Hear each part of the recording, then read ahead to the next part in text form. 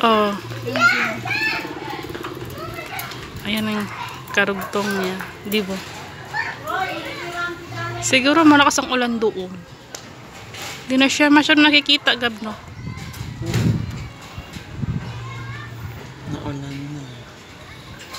Sa ganina, nila ang ano na.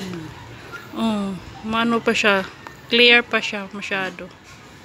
Dati yan, dito yung pwesto niya dati dito. Ayan. Ang haba na, oh. Ano kaya yan?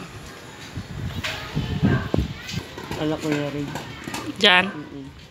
Yung wala kang bubong.